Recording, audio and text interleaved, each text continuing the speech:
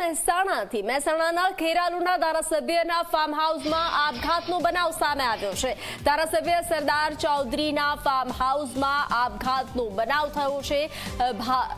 ભરત નામના શખ્સે આપઘાત કર્યો છે। ભરત અગાઉ ટ્રેક્ટર ડ્રાઈવર તરીકે કામ કરતો હતો। ફાર્મ હાઉસમાં રૂમની અંદર ગળેફાંસો ખાઈ આપઘાત કર્યો છે।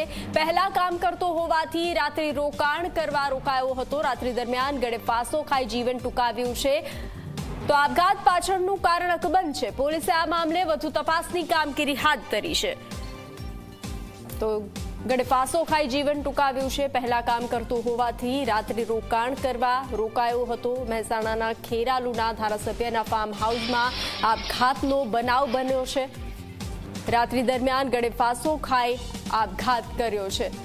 વધુ વિગતો સાથે સંવાદદાતા તેજસ જોડાઈ ચૂક્યા છે। તેજસ, ખેરાલુના ધારાસભ્યના ફાર્મ હાઉસમાં આપઘાતનો બનાવ બન્યો છે, શું વિગત?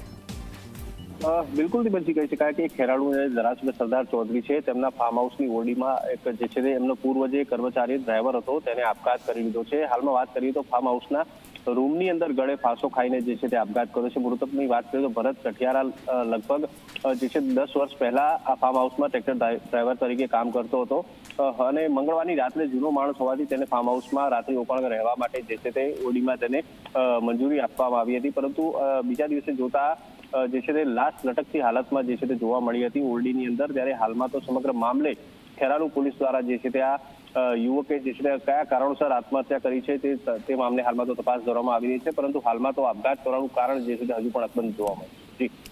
જી તેજસ, જાણકારી સાથે જોડાવા બદલ આભાર।